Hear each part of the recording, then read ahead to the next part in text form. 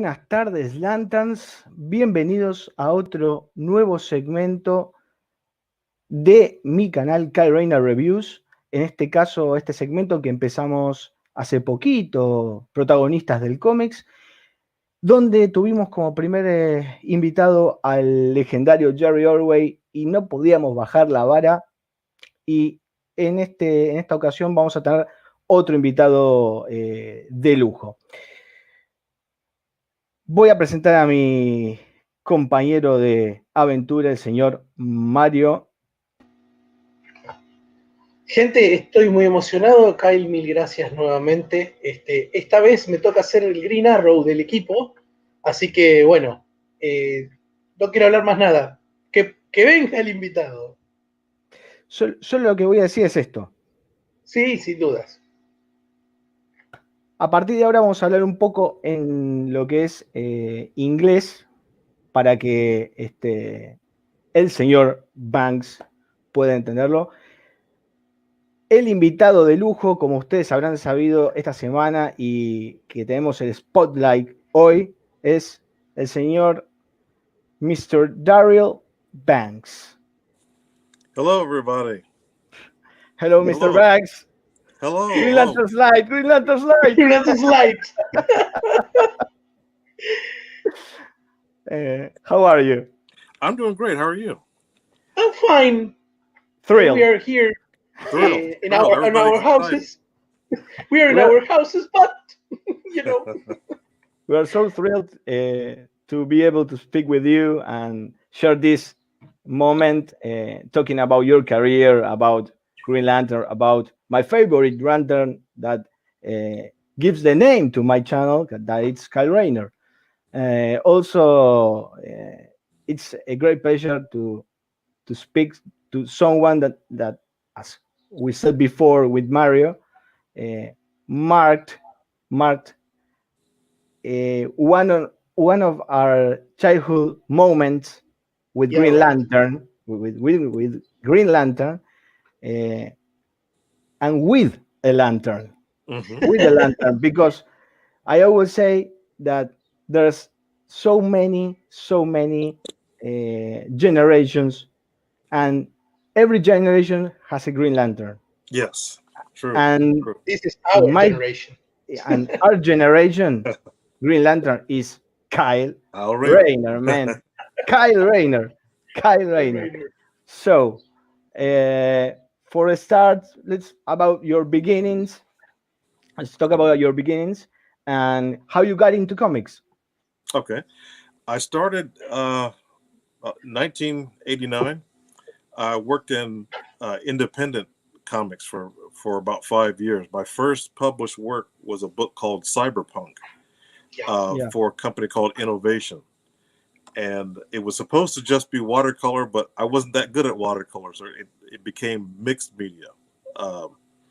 But shortly thereafter, I did a book, Justice Machine, and the various, whatever work I could get. I mean, I was just really fortunate to even be in the industry, starting small, but always had dreams of working for Marvel Comics and DC Comics and that sort of thing.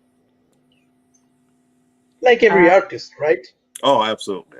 And I was fortunate at a very young age to be able to work with great talented writers and editors, particularly Mark Ellis. He was both my editor, writer, and like a coach. I think about some of the work we did for Millennium Comics, Doc Savage, Man of Bronze, work on Justice Machine and things of that nature. And I'm still friends with Mark Ellis to this day. He's a great person. He and his wife Melissa. And so being able to go through a learning process, learn as I was doing it, mainly just penciling. The inking side wouldn't happen for decades later, but just really starting out, just diving in, trying to learn how things work and learn to tell good stories. Visually, anyway. You did a great job. Thank you. So you start here in Cyberpunk, then you jump to DC Comics. So that was a big jump for you. Yes, very big. I had been working, like I said, in the small companies for about 5 years, and I'd been sending samples. And back then, you could mail samples to companies, and you could see them in person at conventions. I mean, if it could even be a medium-sized convention, and DC and Marvel would have booths set up where you could show them your artwork and get critiques for your work.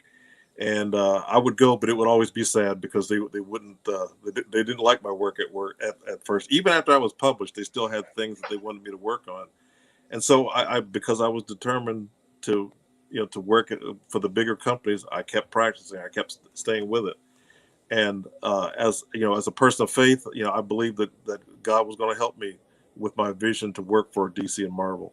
And so my first work at DC, it was Legion of Superheroes. It was a special they had where a lot of young talent, they just wanted to do just a few pages. And so I think I started with just 4 pages, and they liked them. They said, "Do you want to do some more?" And I thought, obviously.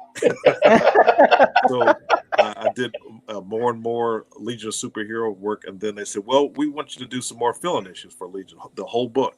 I thought, "Great, this is fantastic." I mean, I had an opportunity to do regular work, at a company on characters that people had actually heard of. And so while I was doing that, I made mention of some ideas I had for Green Lantern, never knowing that no one would pay attention. I was never really big into Green Lantern. I just liked the concept. And so I'd have sketchbooks of designs I had of both costumes and things to be created with the ring. But the associate editor, well, the assistant editor for the Legion of Superheroes, they were also assisting the Green Lantern office. So everything I was saying about Green Lantern, it was getting back to them. So they were like, I think they were monitoring, like, how professional is he? Can he do good work on a schedule? We're watching how well he's doing, and that's how the Green Lantern gig came about. Yeah. Did you access to many archives doing Legion? Legion, I mean, fortunately, that was something that I did sort of like, especially art-wise. I really like the work of Mike Grell, who's great on everything he does.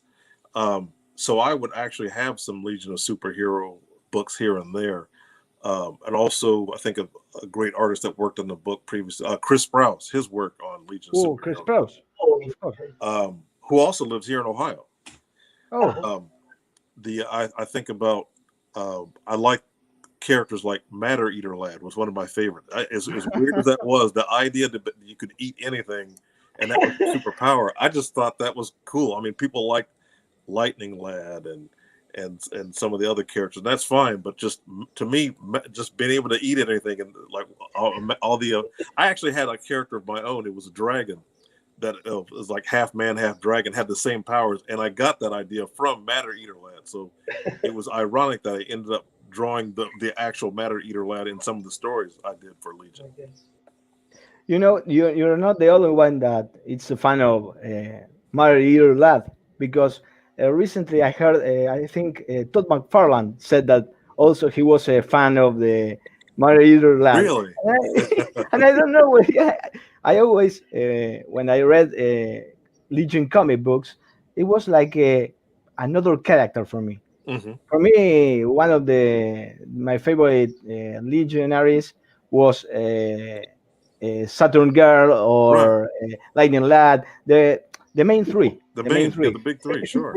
The main three. So it's interesting you mentioned that, because the Legion of Superheroes is so massive, so massive. Or Legion. It's a religion, right? Yeah, it got millions of characters.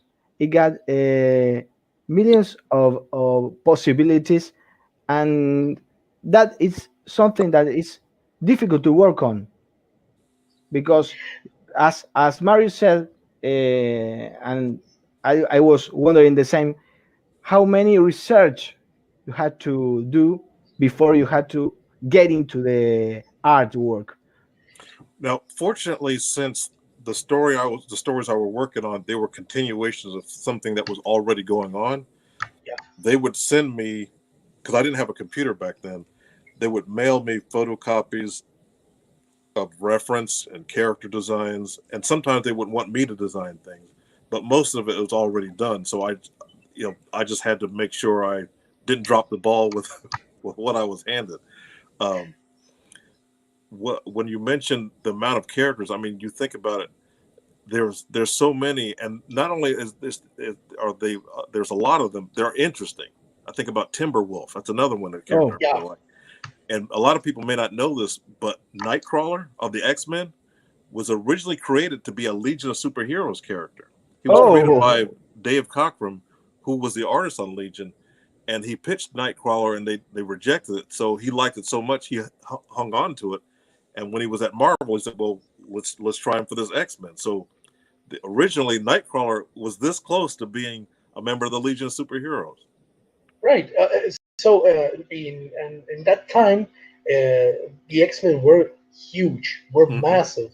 When it's the second incarnation of the team. Yes. So and I want to ask you a question. Legend says that John Byrne said that he wanted to destroy the concept about Superboy in that time after Crisis. Right.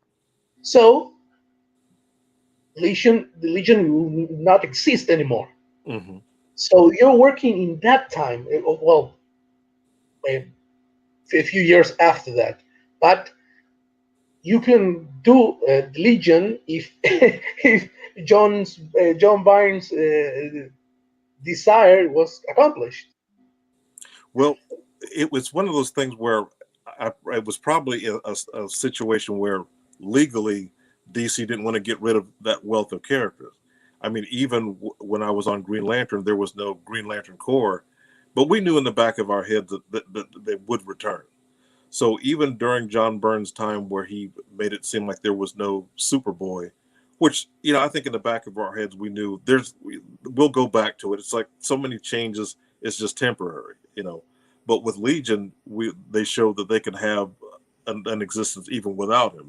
Maybe the reason how they were created changed. I honestly don't remember how that was, but it would be hard to get rid of so many good characters that you can tell good stories and that still have a good amount of fans. Indeed. So after the Legion jig, I was wondering how you got into Emerald Twilight, because it's an story arc for Green Lantern. It's a landmark for a story for Green Lantern, and it's a comic that I think if you're a Green Lantern fan, you never forget Emerald Twilight. It's a key arc. So it is. I was very fortunate. So I was wondering how was the working process and how you got the chance to step into. Well, I mean, it was kind of chaotic at first because, like I said, I was mentioning ideas I had for Green Lantern while I was doing Legion. But meanwhile, on the Green Lantern side, sales weren't so good. Now, they weren't good on Lantern, but they were great on anything that the Death of Superman crossed over into. Oh. And so there was a crossover with Death of Superman that really helped the sales of Green Lantern. And so the higher up, the management thought, how can we keep the sales going with excitement? Like, for example, with the destruction of Coast City happened, and that was a direct result to that's the story with Mongol, and which also tied into the Death of Superman. So because you had all these everything that crossed over, it was jackpot for the company. Like, oh, this is great, but how do we keep these sales going? So because the sales of Green Lantern at the time weren't doing that well, they were willing to try anything. So because they wanted to take things in a radically different direction, they weren't really sure how to do it.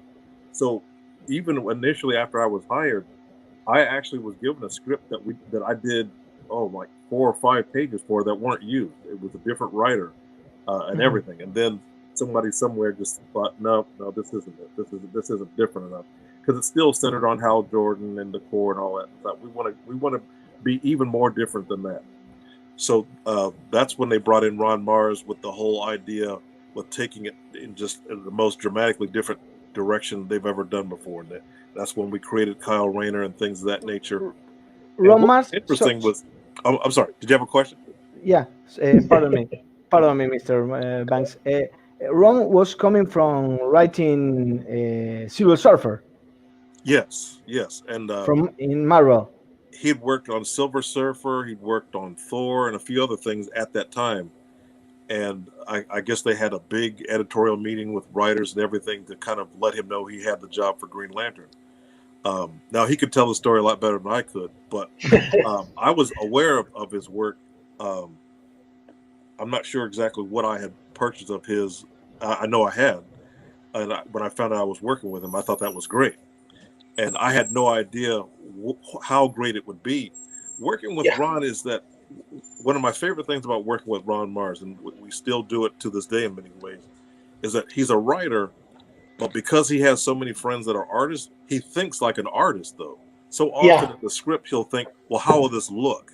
You know, how will this message come across, that sort of thing. And I thought, you know, he was friends with, you know, Jim Starlin and you know, the late, great Bernie Wrights and people like that, who, you know, he's used to seeing this amazing artwork on a regular basis. You know, these great artists lived in essentially in his neighborhood.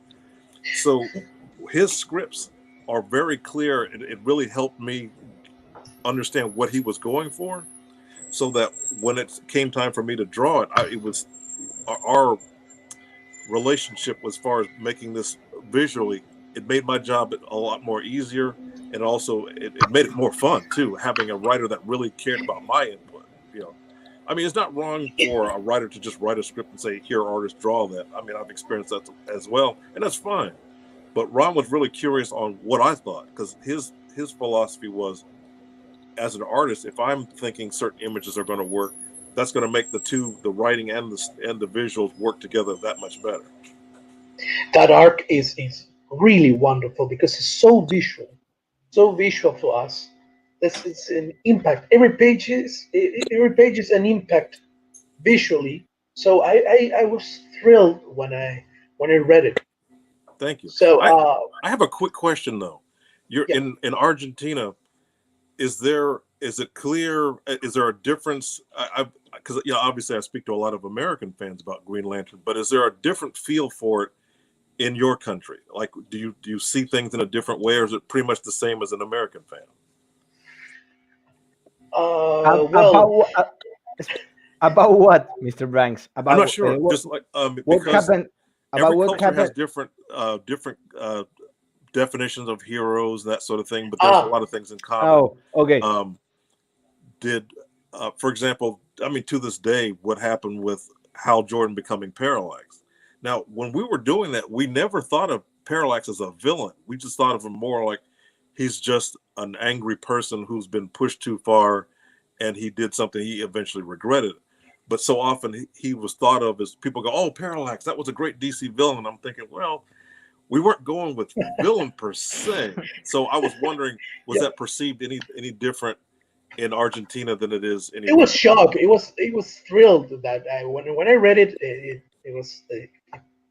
I knew the character, but the story I read it not so far. Mm-hmm. But I understood what do you want to think about this man, because he was angered because his anger, he was angry about the situation.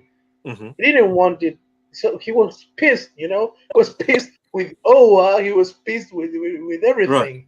So he was an anti-hero. Right. So you understand it just like everybody else. It's not a different take on it. Okay. I was curious about that. My point of view is that it's something that it's like how do you say it? It's like a tragic story for me. Mm-hmm. Yeah, in Twilight. It's a very tragic story, because when I first read it and while I read it, I was thinking, I would do the same. I would do the same if I have the power in my hand to help people to to I pushed so make hard. to make everything's right. Mm-hmm. What was wrong? Why wouldn't I? Right. But the thing that he became like an anti-hero, I think it was an awesome move. It was a genius move, and also very in line with we kill like the advertising. We kill Superman. We broke the bat. Green Lantern's next. It Mm-hmm. was that, and I was expecting that. And when Emerald Twilight, that awesomely was written and drawn in 3 issues. A Yes. 3 issues saga that could be today would be like I know nine issues, 12. 9 issues 12. about Hal thinking I'm gonna go and kill everyone in OA and the Green Lantern Corps, and it was a fast-paced saga and with great impact. With great impact. When it finished, I was like breathless. I was like, "Whoa, Yeah. And what have also, I just read, man?" the thing that he's with his old girlfriend or friend.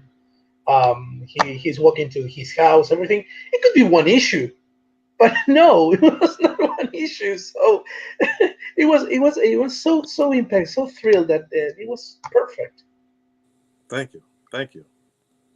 Yeah. Also, we're gonna. I want to ask you a question about. We're gonna skip a couple of years forward, and then we come back to Okay. something I want to ask you. All right. What do you think about the treatment of parallax that was given in the Jones run, in Geoff Jones run, Oh, when they gave rebirth, and it was like they tried to justify all these uh, bad, you want to call it bad actions right, that right. A creature, parallax entity. Yeah. Yeah, like that. Wow. exactly. Well, I mean, well, one, it was hard it was hard to not like it because here we had Green Lantern, a book that was this close to being canceled, getting world class talent like Geoff Johns. You had Carlos Pacheco on the book. You had so many of the artists and writers that you associate with the Avengers and X-Men. Now all of a sudden they want to do Green Lantern. It's almost like I didn't care what they did. It's like my goal was why I was on Green Lanterns. I always felt, based on the concept, he should be an A-list character for the company. You know, right up there with Superman and Batman. I've always thought that. I mean, even when I wasn't big into that character, I just thought how powerful he would be. He should be a bigger deal. I felt the same way at Marvel with Iron Man. You know, for years and years, Iron Man was not up there with Spider-Man and the Hulk. But now I think thanks to the movies, he is. So I felt like Green Lantern really should be a big deal. So having Geoff Johns, even changing things, still we got Geoff Johns. And so the interesting thing is when we were doing Green Lantern, I had no idea that Kyle Rayner and any of that stuff would last more than a year or so, because this was the '90s. That's all we had was gimmicks and things that were Big changing. That's just how bets. it was, you know. I mean, we had, Azrael was Batman for a while, and just that sort of thing. So we thought, yeah, Kyle Rayner, if he's around for a year or so, that's fine. Now we didn't approach it like a gimmick, but we just felt like that's just how it was going to be. But we approached it like, Ron and I, we were thought about what kind of, what kind of comics do we like? Because, you write and draw what you know. So I think and I also, once again, have to thank the fans for supporting it. Because no matter what Ron and I did, if the fans didn't support it, it wouldn't make any difference what we did. But I feel that with Geoff Johns making it the parallax entity, that almost feels like there's an expression, the devil made me do it, as opposed to taking responsibility. I felt like by able to say, well, it wasn't Hal Jordan, it was this thing, Yeah, maybe that's a type of redemption, but I just felt like more people would identify with. I think everybody has, at one point, every adult has felt frustration to a boiling point at some point in their life, and that's all Parallax was. That's all Hal Jordan was. You know, Of he had course. done so much, and he needed a favor and couldn't get it. You know, imagine you're on a job and you have to help train another coworker, and then they get the promotion, but you don't. Wouldn't that make you furious? Yeah, That's right. Of course. It was that sort of Of thing. course. So, Of course. but however, you know what Jeff Johns did, you know, people liked it, and it still kept attention on Green Lantern. It still kept the character at the forefront. So, in that regard, it's hard to dislike. Now, you know, once again, I wouldn't have gone that route. However, ultimately, you just want the franchise, you want the characters to do well, which they did under Jeff Johns. So, I really, I still have to respect it, you know, and I do. Perfectly. Perfectly. Yeah. Now, I would like to talk about Action your figures. boy, your The boy, little fella. no, your boy, Kyle Rayner. Kyle Rayner. Mostly, I would like to know how do you came up with the character design and with the the suit design that it was The costume, so because so different that from any Green Lantern we saw before till that time. No, Mhm. then it they take the chance and make some changes. But from before, it was like innovative. It was creative. I have some. Let me see it was if the I same can. suit, right? It was the same suit between the decades. It's the same suit. So Right. in the Even when Kyle 90s, first got the ring, he did have the classic, you know, domino mask and costume that Hal Jordan had, but he discovered that he could customize it and make his own. Here's the scene you mentioned, Mr. Hmm. Banks, yes, where he first received the the ring ring. and the iconic cover from Green Lantern 51. That it, I always think why not Green Lantern #1, because they actually changed the logo. Did you design it? The logo? No. Well, you mean the words Green Lantern at the top of the Yeah, book? yeah, No. I just did the suit, you know, the the suits suit. themselves. Yeah. I, I, and here's the character designs. One thing that I was always wondering is about the mask. It Okay. was awesome, awesome, awesome. I can't believe it. What I was saying. I first I didn't understand why so many scales on the mask, and why the eyes. But with the come of the years, once one got I don't know, I got used to it, and Hmm. I can't imagine anything better than this suit from the ones that he had, because he had many through the years. Yes.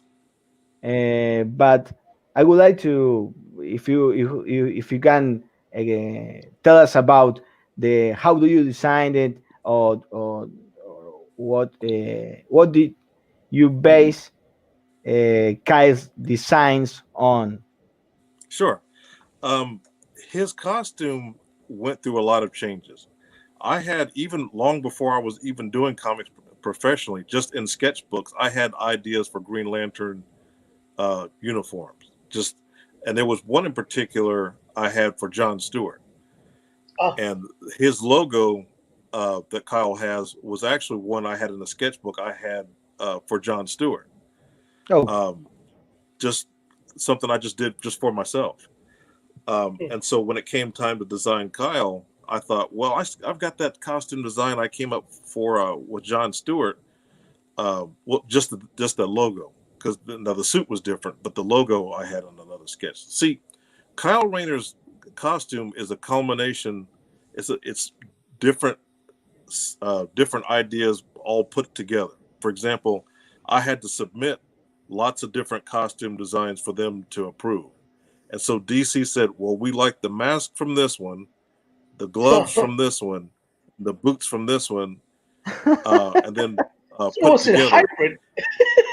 Yes, it was. It was very hybrid. And what's funny Yeah. is because it was, remember, this is the 90s, Yeah. some of the ideas they didn't like, some of the ones that I liked, it was way too complicated. He looked so much like a 90s character with just way too much armor for no reason. And my editor says, you're going to want to keep this simple, because if you don't, after 22 pages of this, you'll want to kill yourself. So you want to keep it simple. But once again, because it's the 90s, Wizard Magazine and Image, I wanted a character that looked like he could fit right in with Image. And my editor was like, no, we want to keep it simple. The ring creations can be detailed. We wanted him to feel very basic. So they chose elements that they liked, although the logo was the last to change, because at one point they wanted to keep Kyle pretty much the way that you see him, but they wanted to keep the old Green Lantern symbol. And I thought, we've come so far, we might as well change everything. And they didn't want to do it. They're like, no, we'll go with the costume design, but we want to keep the classic logo. So I had to explain. I said, the reason I made it split like that is that because Kyle doesn't recharge the ring and say the oath like John Stewart and Hal Jordan and Guy Gardner do. He just charges it, and that's it. So I like the concept of the oath. I like the message that it sends. So since he doesn't say the oath, I wanted to imply it, because if you look at it, inside it's a circle. It's a sun and a moon in brightest day and blackest night. That's I knew it. So we do it. We do it. I knew it.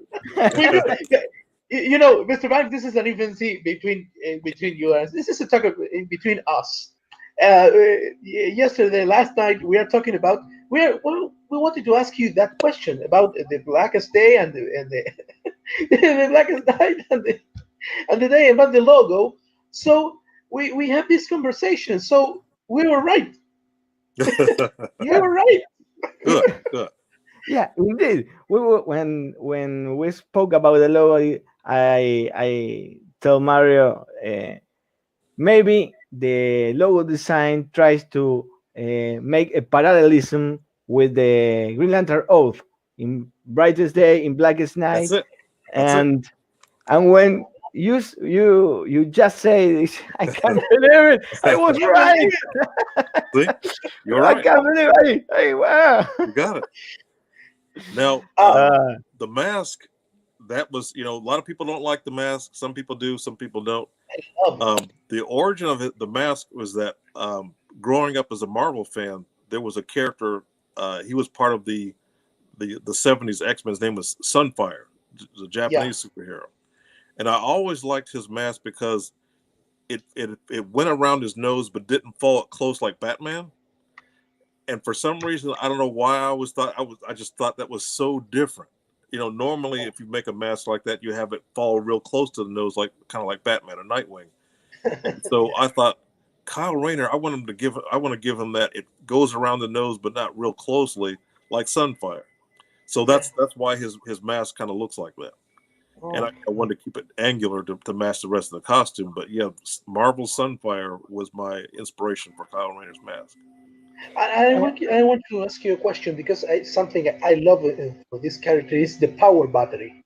Oh, okay. The power battery is for me is the best battery of all. Thanks. we were thrilled about that battery. There it is. The battery was just I had tons of sketches, and literally I wasn't really sure what they wanted to do, and they that was just one that I wanted to have a shape that kind of looked like his logo, but shaped like a battery. But I did a lot of other different designs that they didn't like. They said this one was the one that they liked. But I can't really even remember that many other. Some of the other batteries, they just got so complicated. I thought, would you really want to carry that around? Because lanterns have to carry their batteries around. Some of the ones that we didn't go with, it's kind of like thinking back, like, why did I design that? This one looks like it's one that you could actually carry around. So Yeah. Yeah. Also, about the mask, I always thought that it was very similar to the gladiators in the arena in the old Rome. oh yeah, And I thought it was kind of like a homage, like Kyle was the last Green Lantern, the last warrior, and the torch bearer, and I thought it was part of this. you know, it's interesting you mentioned Gladiator. One of Hal Jordan's old nicknames in the '70s was the Emerald Gladiator. I don't know Oh, if you knew Oh, no. that it, you know, like Batman's the Cape Crusader, Superman, Man of Steel. But Hal Jordan at one point was the Emerald Gladiator. So it's interesting that you picked up on Gladiator. But yeah, if I were to ask Kyle Rayner himself, you know, do you like Gladiators? He'd probably say yes, because they're combat, they're cool, got armor and everything. So I noticed on the screen you've got one. That's one of the early Kyle Rayner designs. At one point, his logo was also going to be on his back. Oh, But they thought, yeah, we don't need that, because you know, Superman sometimes had the his Superman S on the back of his cape. yeah. yeah. So I thought, The well, yellow one. maybe put a logo on the back on Kyle's back. But my editor was like, nah, we don't need that. So you know, we didn't go with that. Now you I mentioned would, now. oh, Uh, Pardon me, Mario. Now you yes. mentioned the cape. I would like to go back a few. This Oh my God. something Oh something my God. I've always wondered why Parallax on the first appearance has no cape, and then it has a cape. That's a fun story. I love telling the story. When he first became Parallax, it was just a part of our story that we were telling in the Emerald Twilight and all that. Literally, and this might sound funny. Parallax got a cape because it was like a promotion. He became a big deal to the company. That's why he got a cape. There was a big crossover event called Zero Hour. Yeah, The yeah. main villain was a character called Extant. Excellent. He had a red costume, that sort of thing. Ex And so, Monarch. right. And so you had DC was really following closely on what we were doing. They liked Parallax so much, they decided they were going to make him the real driving force behind Zero Hour. Matter of fact, I didn't find out about that until the book was out. A friend of mine came over my house and he said, "I want to show you something." I'm like, "What?"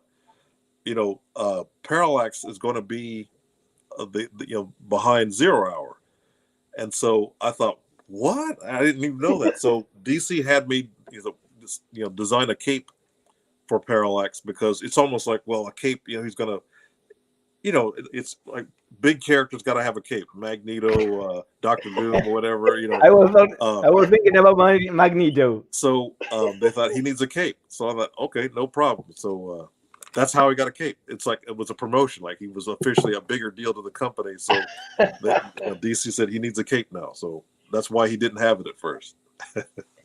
Could it be that they gave you this Green Lantern Zero issue to end actually the real ending of Zero Hour because of what are you telling us now?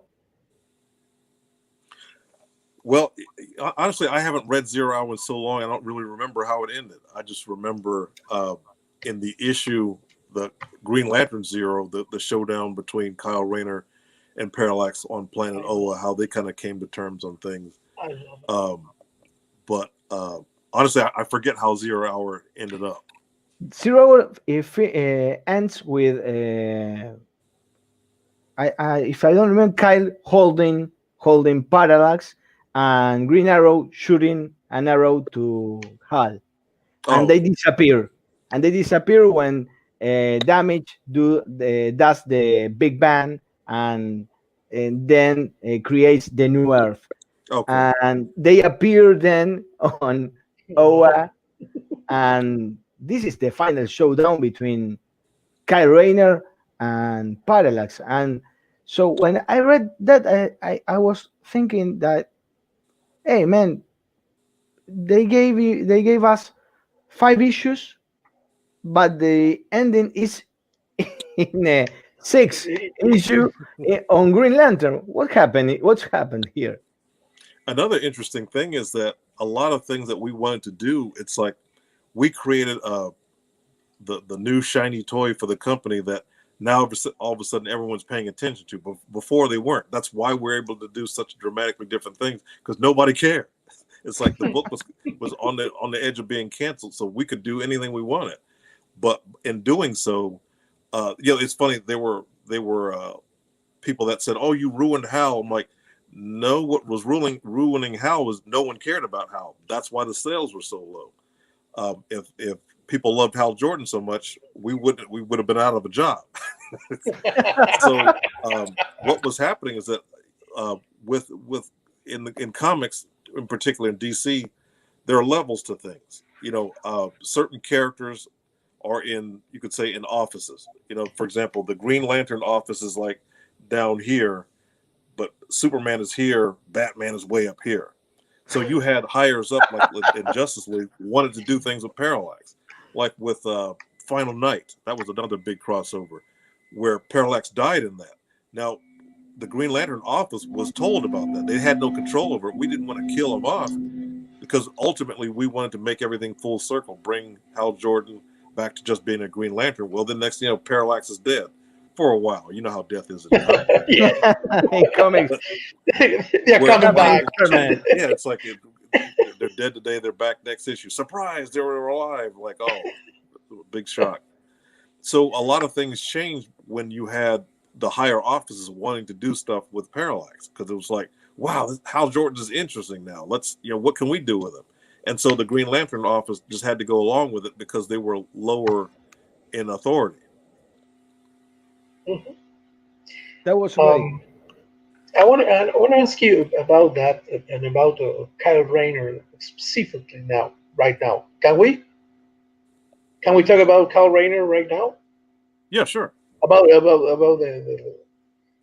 run. I want to ask you about the will that he has, the creation of the constructs, because there will be many of constructs, weapons, shields, everything. Did you repeat anyone in the run?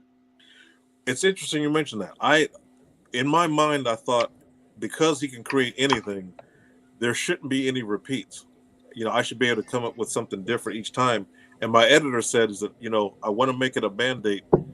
Kyle will never create the exact same construct repeatedly. And I thought, well, that's fine. I want to do that anyway.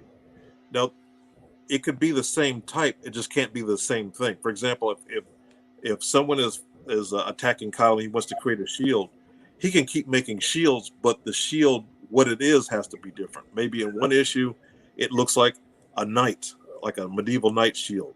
But then the next time it could be a giant turtle shell. Or after that, it could be something like an anime character shield, that sort of thing. It could be a giant hamburger, as long as it's not the same shield.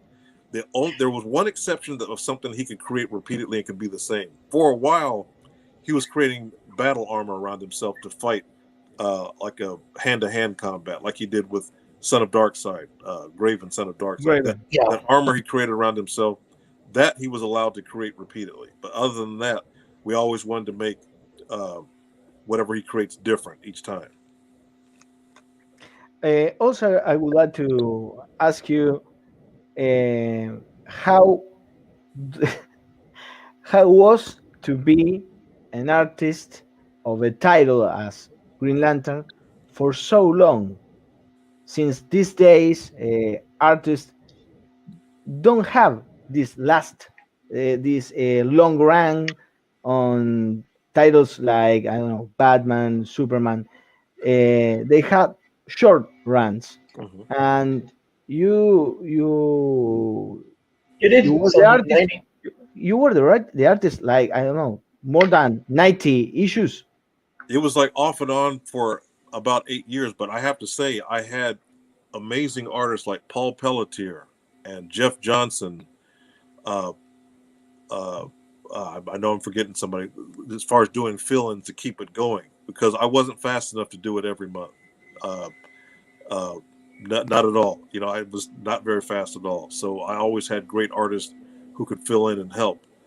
But I didn't want to leave the book because it was regular work. It's like, you know, Yeah. why would you quit a good paying job? You know, I didn't know that I could go somewhere else. So I thought, as long as they'll keep me here, I'll stay on it. You know, there were times I even thought, well, maybe I should consider doing something else. But since none of the offers were solidified, you know, I thought, let me stay here, especially since I like doing it. Yeah. I just want to interrupt you just for a second, Mario, to let people know what Darryl is talking about. I choose Green Lantern 55 with this Oh yes. with this my awesome favorite. My favorite. awesome spread page. Now that's done by the great Craig Hamilton, who I get to see whenever I'm in North Carolina. Craig, I was a fan of his back when I was in college. I have some of his art portfolios. His work, I mean, what you see there is detailed. That is, he can get even more detailed than that. And it's not just detail; it's the precision, the care he puts in all his work. It's always so interesting, and he's not limited to one approach. He's got different ways of he's just a magician when it comes to ink. And when I saw an artist that I admired in school working on a book that I was a part of, it was like, I can't believe this. This is amazing, you know. Yes, and the story arc that conversation between Alan and Kyle, the first one and the last one, it's amazing. It's just amazing. Yes. Did you give some ideas to Ron to make this issue? No, it's just, I mean, with that, you know, uh, obviously he bounced some things off of me, but he had some really strong ideas of what he wanted to have. Uh, I love the fact that Kyle was meeting Alan Scott, the original Green Lantern, you know, father of Jade, who would eventually become Kyle Rayner's girlfriend for a while. Yeah. One of them, because One of them. Yeah. one of them. He was like, Kyle likes the ladies. Hey, you know, yeah, he was a ladies man. He was a ladies man. He's a ladies man, you know. Now, if I can't remember if that was before the famous refrigerator incident, or was that afterward? We're going into that. We'll get to that. Okay. Deep. We're going into that.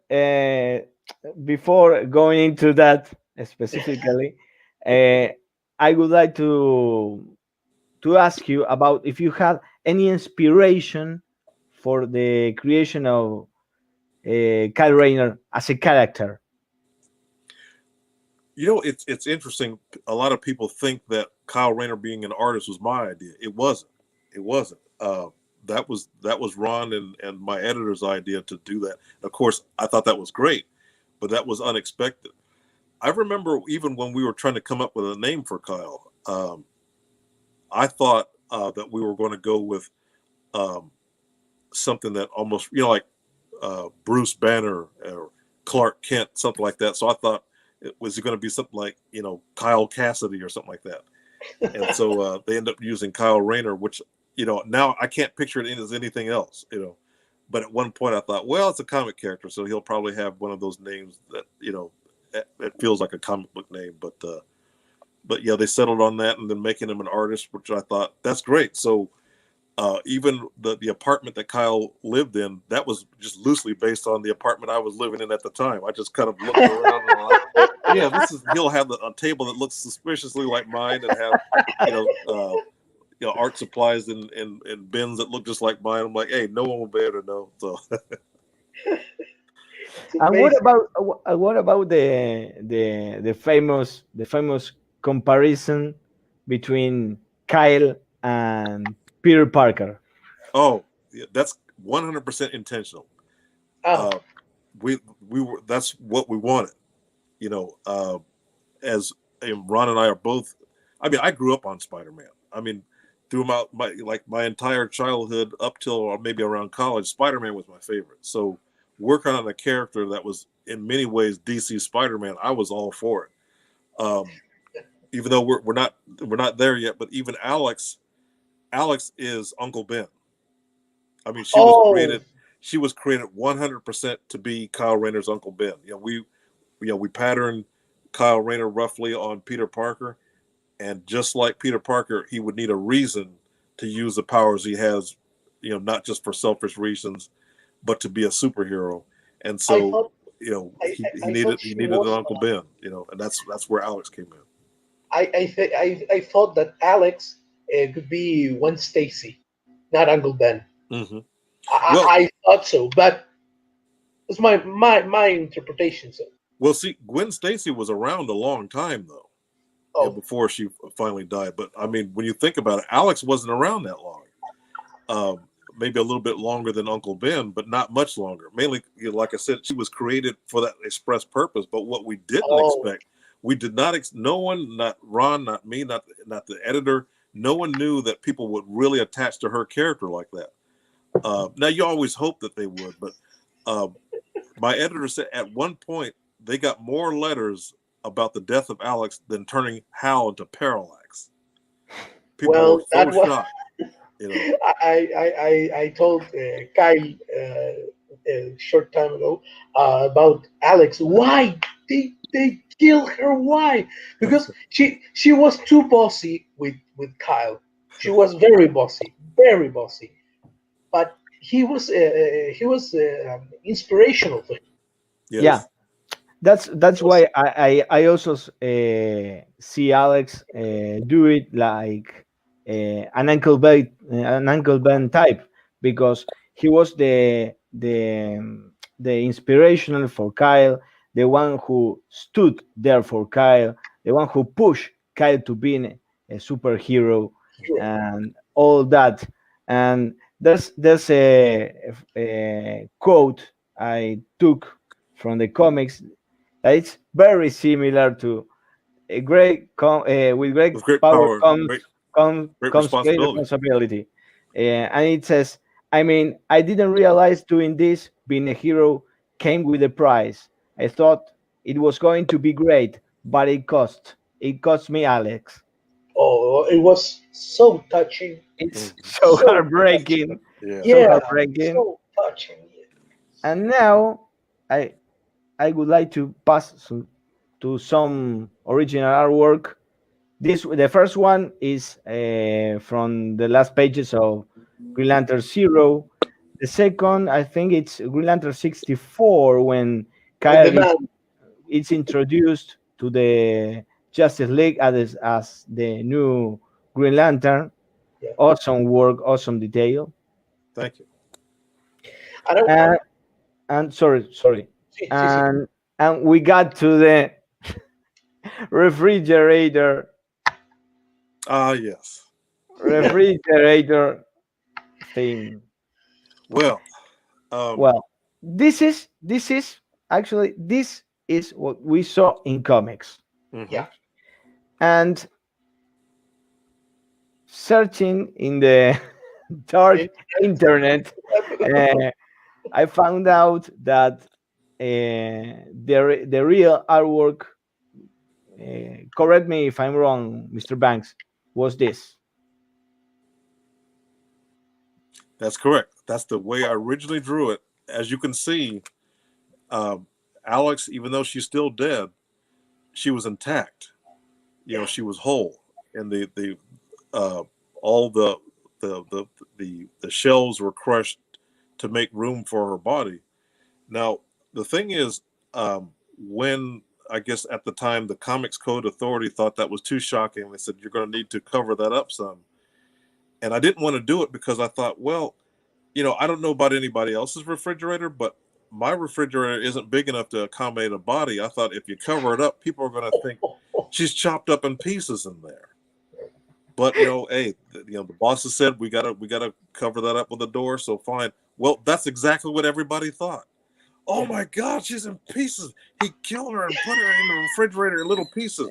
And so if they left it the way I drew it originally, we wouldn't be talking about that probably a year later. But here we are in 2020. We're still talking about the the women in refrigerators. I mean, that even got a little mention in the Deadpool movie, if you can believe that.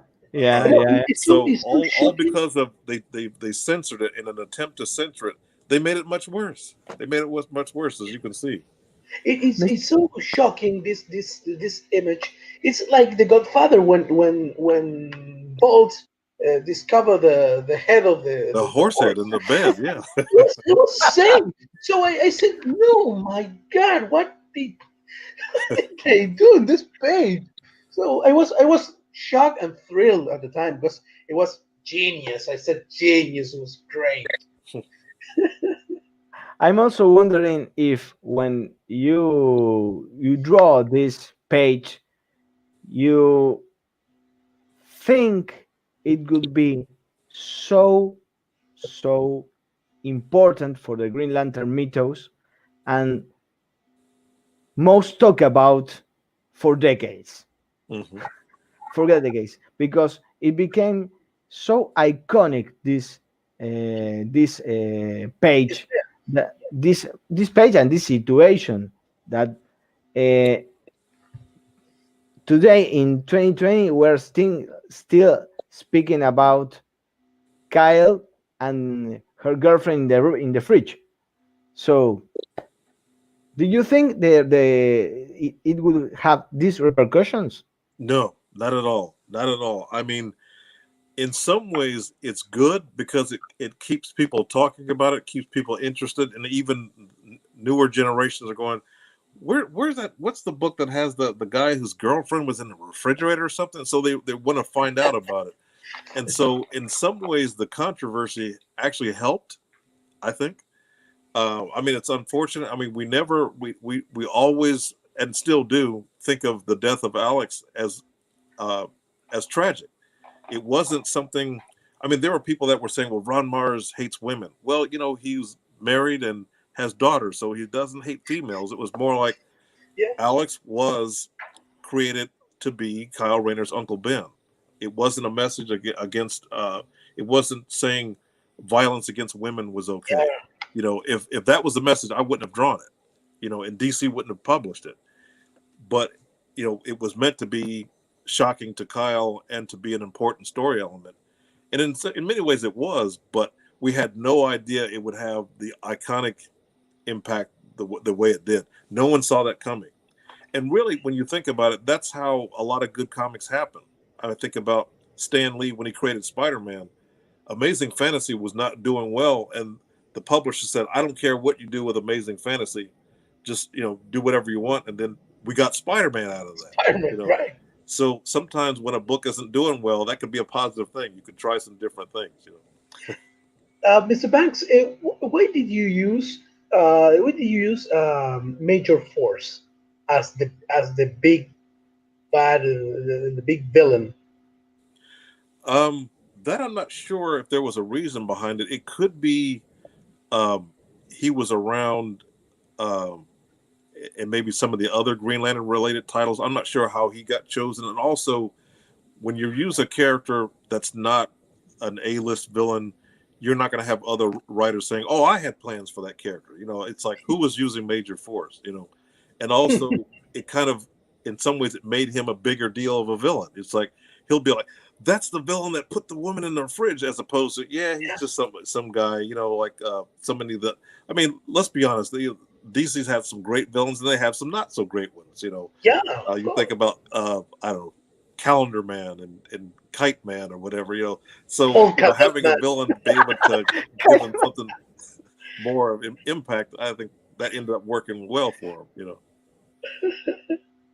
Also, speaking about villains, and I was thinking about all the redesigns you did for the Green Lantern run. You redesigned, I think, Polaris. Dr. Light.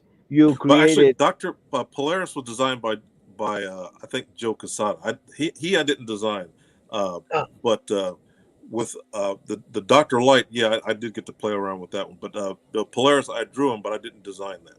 Ah, okay, okay. And Graven. That was Yes, a very. That Graven was. I always think as an exploited powerful character, because when it was first presented, the aspect, it was truly dark side son. It Mhm. was not, it was not like Orion, that you say, yeah, he's dark side son, but he doesn't look like dark side Right, son. right. Graven was dark side junior. Well, when I designed him, I thought, I would imagine. I don't know what Darkseid looked like as a youth. I had no idea. If that's been established, I never could find a reference for it. My idea was Graven was what I thought Darkseid looked like, as a 20-year-old. Like he wasn't like before he became looking like rock. Maybe he looked like almost like polished marble. Then over the years, becoming so evil, he just became more rougher. So that's and I imagine he had hair. So that's my idea for the design for Graven, and The also mullets, came up with that the, name as well. the mullets, the mullets. Very. Well, he was fashionable. What can I say? And I think I came up. The name Graven is because he looks like a statue. And I thought, well, you think about pagan idols; they have graven images. And I thought Graven, except I'll add a Y. So that's yeah. how I also like coming up with names for like Parallax. I came up with that name as well. Oh, Originally, Hal was going to be called the Protector. Oh, And DC was very adamant. They were like, okay, we're going to do these crazy changes with Hal Jordan, but he's going to be called the Protector. And I thought, that doesn't match. That doesn't make any sense. What is he protecting? And they were very adamant. They were like, look, we legally own the rights to the word the name Protector. I think it was a former Teen Titans character. I thought, like, Hal Jordan is going to be the Protector. yeah, I thought, from the no, drag no, awareness. no. It was one of the drag awareness right, right. characters. So because they weren't using it, they thought, well, we'll just use it for Hal Jordan. I thought, no. So Parallax, I actually in writing had to like write almost like a school assignment why I thought he should be called Parallax, because it deals with, well, there's different definitions, but one deals with how you're looking at stars from a particular point of view. And I thought, if anything, Hal Jordan he's had a change in point of view. So I Yeah. thought Parallax made sense to call him that. And they thought about it and they thought about it. And they said, okay, all right, he'll be Parallax. And it's Oh, funny, even in the was movie, they called the creature Parallax. I'm like, see? Oh, See? now well, you no, mentioned the movie. I it's I a had to catch. mention the movie. now you mentioned the movie. I leave this to my friend here to ask about it. Okay. I don't dare. I don't dare About that? About the real thing? about the film. About the film. I don't dare to speak about it. Uh, First of all, I have another question. Before this question, um, it was easy to you, or it was, or was proud to you, drawing Superman. Absolutely. I mean, one, it would be great drawing Superman, period. But to have Kyle Rayner meet Superman and meet the Justice League, it felt like I was meeting them. It felt like I got to meet Batman and Superman. So when I first, when the issue where Kyle and Superman teamed up to fight Mongol, I just thought, wow, our character has really made it. I mean, they've got him teaming up with the Man of Steel himself. That was great. That was great. I mean, I think about that to this day. I mean, that's amazing to be able to. Now, at the time, Kyle wasn't in the Justice League. He just would meet them. And the first team he was a part of was the Titans. And I thought it's like a baseball player going from the minor leagues To the major. to the major leagues. I mean, the minor leagues are great, but to be able to actually play for the Yankees or somebody like that, that's the Justice League. So that was great. So being able to draw Superman, yeah, that's, I mean, talk about a dream. Yeah, that was amazing. Now, the bad question or the horrified question. I do the dirty laundry here. So in the interview, Okay. sorry, Mr. Banks. So, but, did you like the Green Lantern movie? I like parts of it. I thought the casting of Kilowog was perfect. I mean, with Michael Clark Duncan as the voice, I mean, he looked amazing. Sinestro was perfect. I mean, that I can't imagine how could you do Sinestro better. As a movie, because there's so much territory to go over, they tried to do too much. I would have focused on just Hal Jordan versus Sinestro, and that's it. Yeah. But keep in mind now, even though I wasn't the biggest fan of the movie, if you let's look at the very first live action versions of Superman or Batman in the old black and white serials, they weren't that good. We had time to look at it and think about it like, okay, let's do this, this, and this and make it better. This was Green Lantern's first, live action outing. I mean, if you want to count that, it was in the 70s, you had the Adam West Batman meet like the what was it called? The Challenge of the Superheroes, where you had the that TV they were show. almost like cosplayers, and it was a Green Lantern in that. But if you want to count that, but I mean, this was the first, big budget attempt at Green Lantern. So the first of anything is not that great in many cases. So you have to learn from what you did. And I feel like what they do next will be a lot better. But, like I said, there were parts of the movies I thought worked and there were parts that I didn't, But yes, my favorite aspects of it were especially Kilowog and Sinestro. I thought, wow, that's perfect. I can't improve upon it. And this question is off topic, but I need to ask you because which is your favorite superhero movie? That's hard to say. Probably Black Panther is my favorite all around, because what I liked about it was that it wasn't a typical origin movie where he's kind of a loser and then he learns to be a hero. He's already Black Panther. He's already a king, and so we're thinking, what does he do now that his father is dead and things of that nature? How does he balance being a superhero with being the king of his people? And I like how they incorporated a very unique take on technology. So I'd say Black Panther is my favorite. But then I also like other types of superheroes, particularly from Japan. I'm a big fan of Ultraman and Kamen Rider. Yeah. Characters like that. Do you like anime? Yes, most of the anime I like is older stuff. I like the anime I watched back when I was in college before they had any subtitles. I didn't know what they were saying. Like Macross, which it came to the United States as Robotech. Robotech, yes, of course. We in Argentina we're a big fan of that TV series. You say Robotech here in Argentina? It's huge. Is it? It's good? Huge. Good.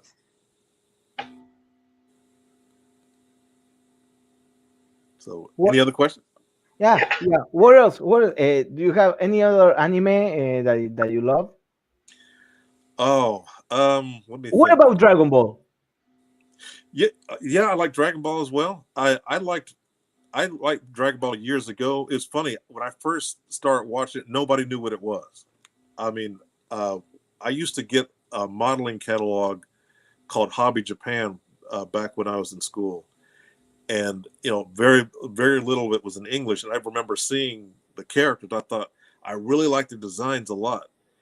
And back in '95, I used to teach, and I remember I had students from other countries, and one of them had a Goku action figure, but it was the Super Saiyan Goku with the blonde hair and all that. Yeah. And I thought, I know that character, except I thought when his hair was black, that was a different character. I thought it was two different persons, and the student was like, no, when he powers up, he was trying to explain to me, when he's Super Saiyan, it changes the hair. And at the time, it's funny, that didn't make any sense. Like, he gets stronger and his hair turns blonde. That doesn't make any sense. But I would go on to become a huge Dragon Ball fan.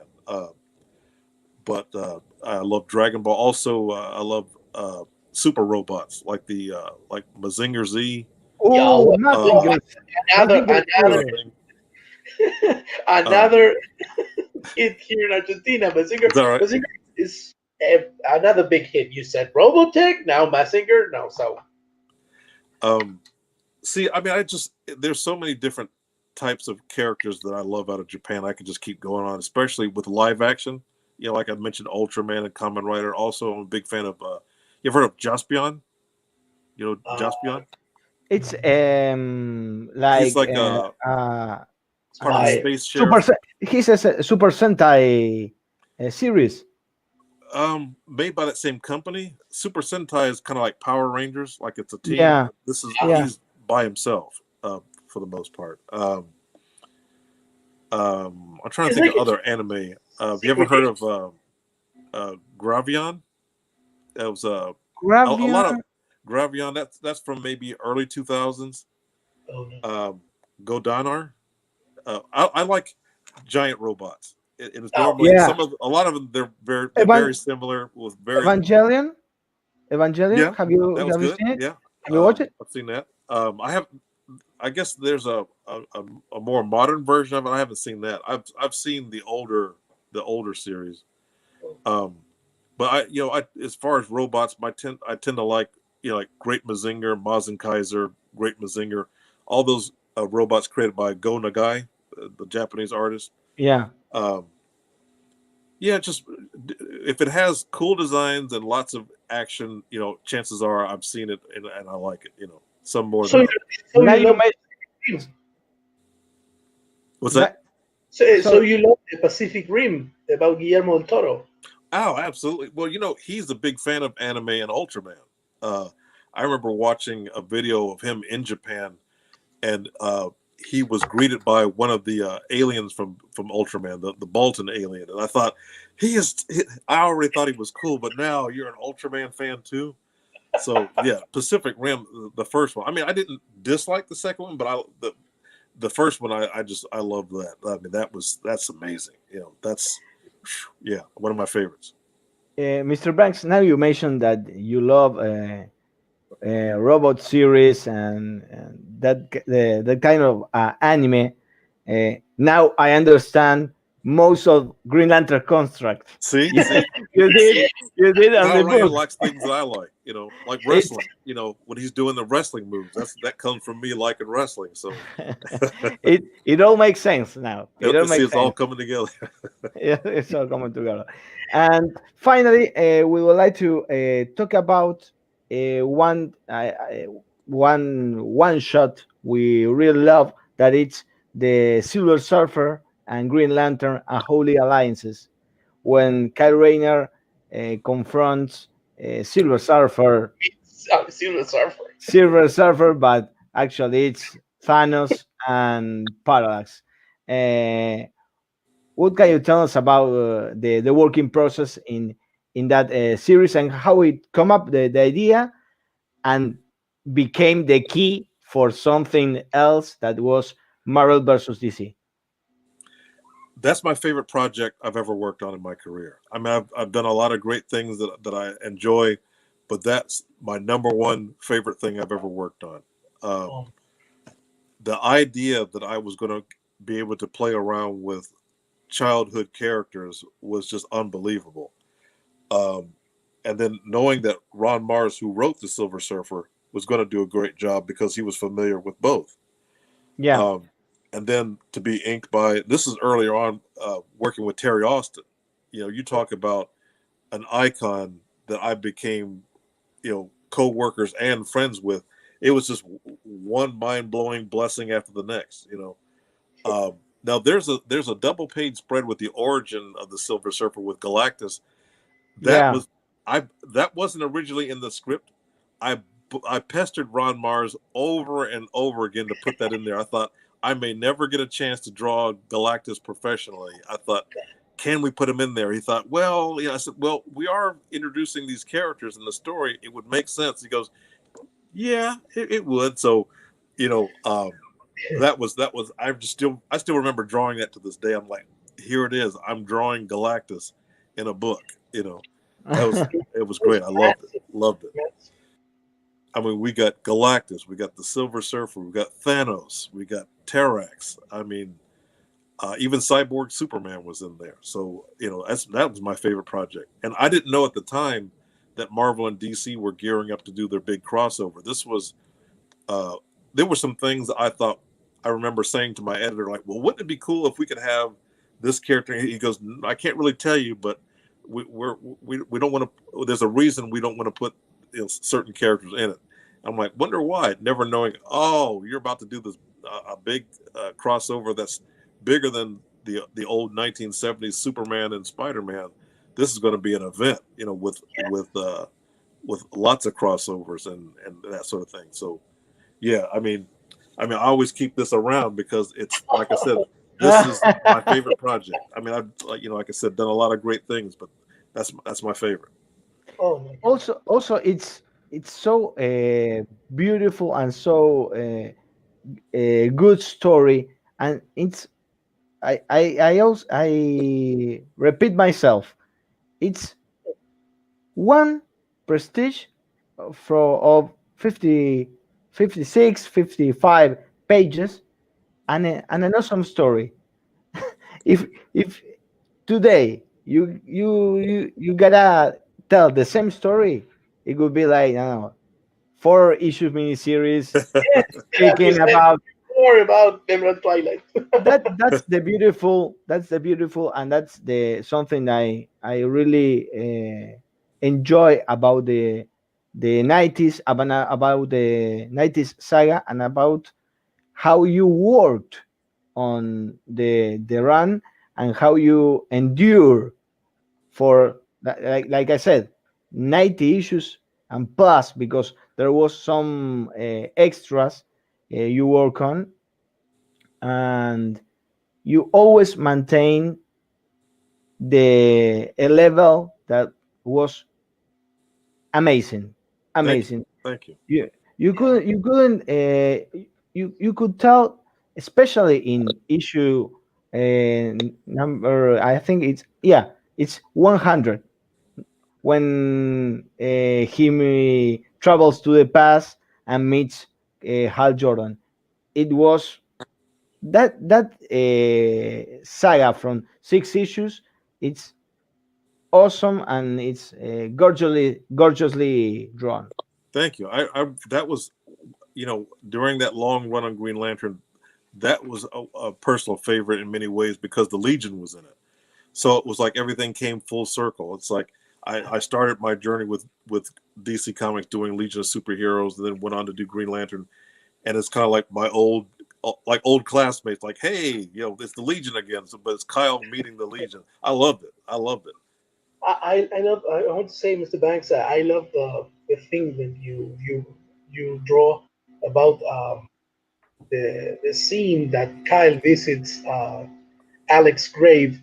It was heartbroken. It's lovely, lovely, lovely scene. It's powerful, that drawing, that art, that it was great. I love that issue. I love it. Really, really. Thank you. I'm looking forward for a question that fans did. Yeah. One of the So fans. many fans said to us, "I say hello to Mr. Banks. Come on!" So always they wanted to participate in the interview. Oh, So, well, hello to all the fans and everybody, the fans of the channel. Hello, everybody. Greetings.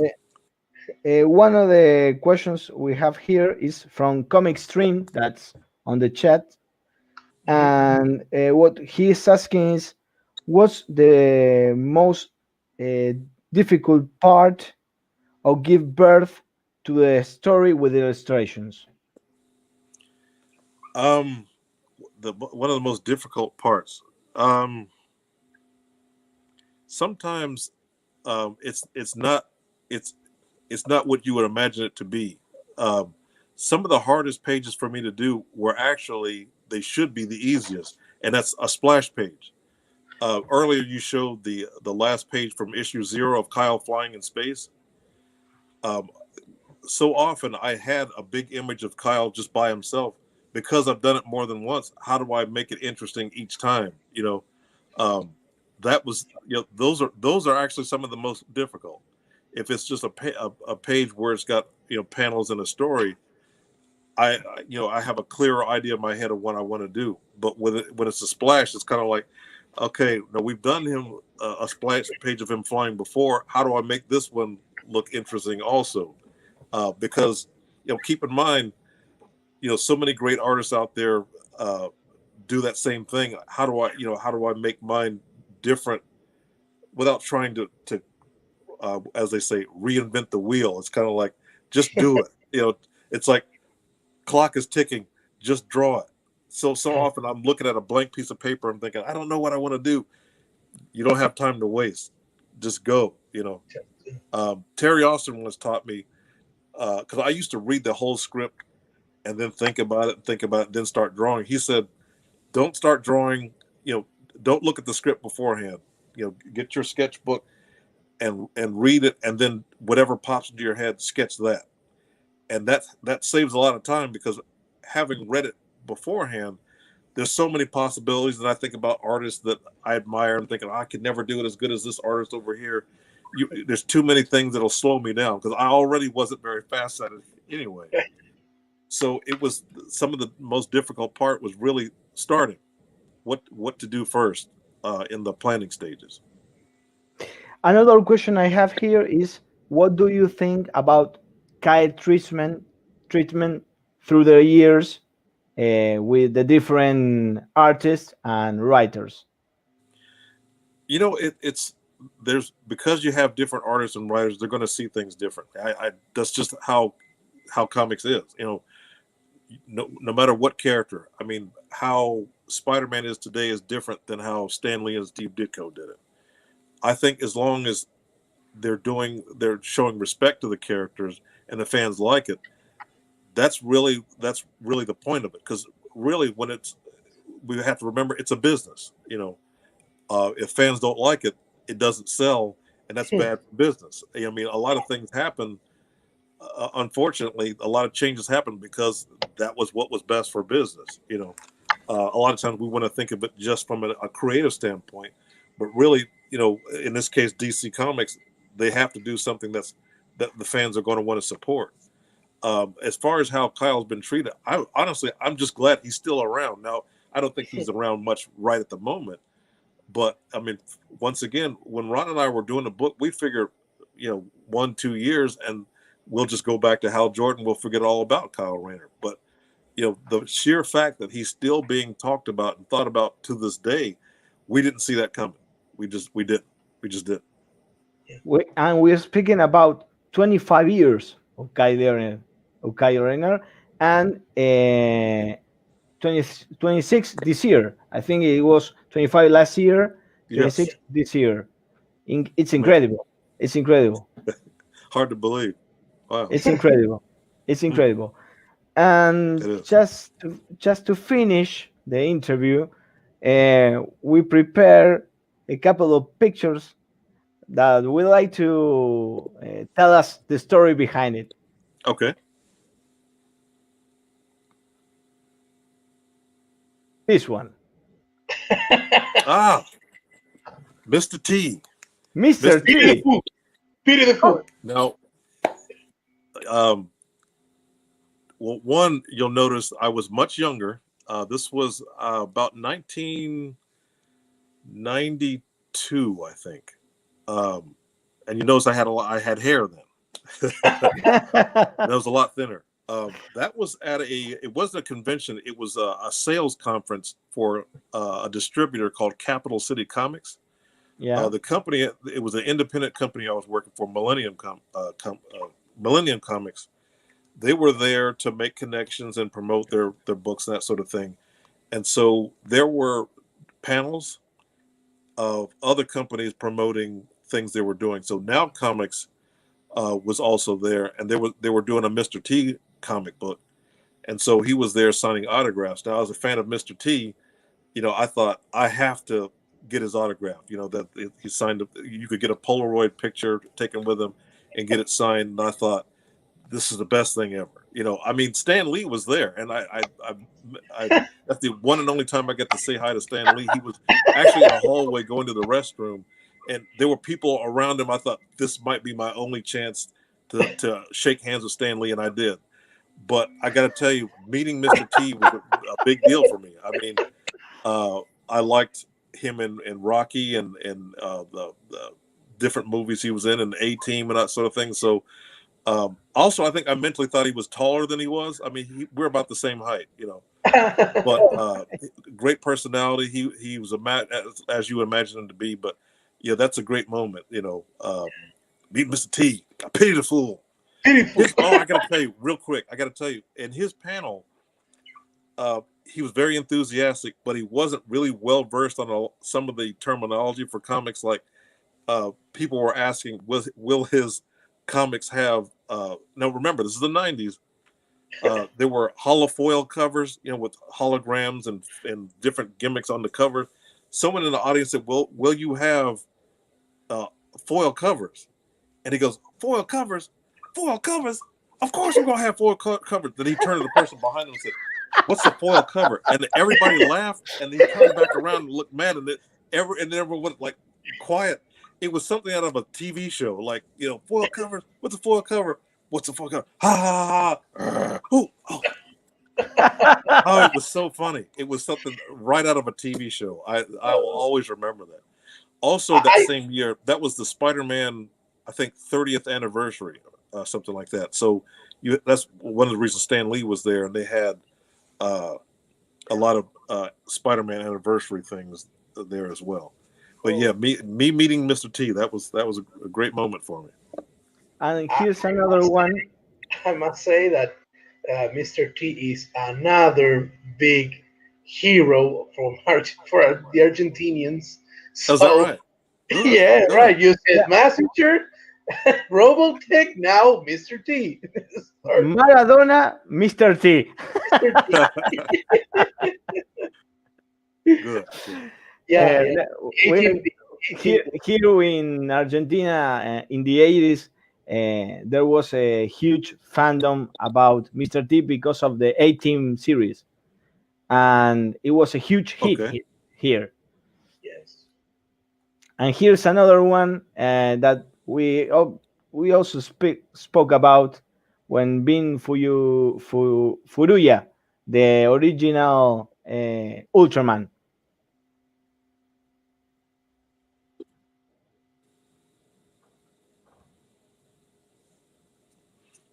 Yes. That has got to be one of my all-time favorite, if not my single most favorite convention moments of my life. I never would have thought I would meet Ultraman. He was the guy, he was the actor inside the suit fighting the monsters from 1966. And it was a convention in Lexington, Kentucky, several years ago. Yeah. And I remember it was on Facebook when the convention was announcing. They always announce guests, and it was early in the morning. And I thought, because I had been doing that particular convention for several years, and that was the convention I met one of my favorite pro wrestlers, Big Van Vader, at that same convention, and that was a favorite moment. And I thought, oh, they'll never top that. And I thought Ultraman is coming to the Lexington Comic and Toy Convention. I thought, no way. This can't be real. I can meet, all the way from Japan, I could meet him. And so I did, and we got to do the pose, and I'm telling you, I almost had tears in my eyes. I was like, I can't believe this is happening. I got to actually meet, I can't believe it, wow. Yeah, so that was great. And plus, studying some Japanese, I was able to greet him in Japanese. I'm not fluent or anything, but I know a few words, and so he liked that. So that was great. I think about that all the time. I bought autographed pictures, and of course, I've got lots of action figures and all the Blu-rays and DVD, you name it. I'm a huge fan, huge fan.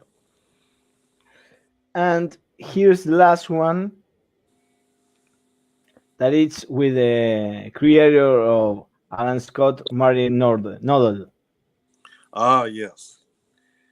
That was Let me at see. the I that was from the Mid Ohio Con in Columbus, Ohio. That was wow. I forget what year that was. Um, if I had to guess, I'd say maybe about 96, somewhere around then, somewhere between 96 and 97, I think. Um, I'm judging by how much hair I had, so I'm thinking, yeah, that would probably be about more like pushing maybe. Let's see. I'm looking at my hand. I don't have my wedding bands. I wasn't married yet, so it wasn't 98. So yeah, I'd say somewhere in the 96, 97 era. We had done several shows together for the Mid Ohio Con here in Columbus, Ohio, and being able to to share a space with the original creator of the great Alan Scott. I mean, that was just amazing, and his wife was with him as well. She was great. They were very supportive. I mean, I bought an Alan Scott print from him, and he signed it almost like with paragraphs, like a passing the torch to me, and it was very emotional. It still is to me to this day. I mean, it was like I created it, but no, you carry on the tradition, So that was a great moment for me. Yeah, meeting the original, the it's like I have a great career, and he has a lot to do with it. If he had never created Alan Scott, I don't know what my career would have been like. But and he's such a great person, very very humble, considering the iconic status of him creating something as great as the Green Lantern idea. Yeah, when I saw this picture, I thought what you said. It was like passing the torch. It was passing the torch, and I think I, I imagine that it was a beautiful moment for you, because So it was like, well, meeting someone who creates something that you are improving, or you are doing a new version of what he started. mhm. And I think we don't have any more words. So, if you like, do you have any more words for Mr. Banks, Mario? Just, I wanted to say thank you, sir. Thank you for your time. Uh, uh, I have to say thank you. I don't have words, sir. Thank you for your work, because I love it. I really love this art of Green Lantern. I love it. Thank you, sir. Thank you so I much. appreciate it, and let me take a moment to say thank you, Kyle, Mario, and all the fans around the world, especially in Argentina at this time. We're dealing with some really tough times, but together we can get through this with everything going on with COVID-19 and all that. And it's good to be able to have things that we can agree on and enjoy, like comics and Green Lantern, that sort of thing. And so I think having enjoyable, positive things to think of in this day and age is very good. And so I appreciate your enjoying my working with Green Lantern and all that. And so I'm really glad to be here today. I would like to say goodbye, saying thanks for your show, for you, for being so kind with us, for grant me this interview, for being so kind, answering every question we have about Kyle, about Green Lantern, and everything, and for being here, because it's for me as a fan, it's a great deal. I love comics. I love Green Lantern. I love your work, and I'm doing this with all my heart. And Well, thank you. you be here. It's something that doesn't have a value. It's unvaluable. It's a dream come true from him It's a because dream come true. Is it really? Okay. He really Yeah, loves the character. He loves the character. I'm talking about He's about keeping something that I always think that people in comic book industry, when you as a fan meet him, I think, I don't know you, but I think they don't realize the magnitude as as I saw them. I saw them as, I don't know, big stars for me, because they are part of my life, the culture I read, the culture I nurture. Uh, so it was thank you, our childhood. thank you, So just thank you for being here. Thank you. Appreciate it. Thank you for being here. It was a great pleasure. It was a great pleasure to have you have first Mr. Jerry Orway, and then the second episode of Protagonistas del Cómic, Darry Banks. And thank you. Just thank you. Thank you. please come to Argentina. There's a say I have to come to about Argentina sometime. you had to come. Have you ever been here? Yes. I've actually never been out of the United States except one time. I had a convention in Montreal, Canada in the year 2000, but that's the only time I've well, back then, that was before 9/11. You didn't even need a passport, but I don't have a passport, so maybe at some point I can get a passport and do some shows over there. Ron Mars, he's probably been there. He does conventions all over the world. He's probably even been to Argentina before. If not, I would imagine that would be on his list. But yeah, that would be great. I think it'd be time to do some international shows at some point. Yes.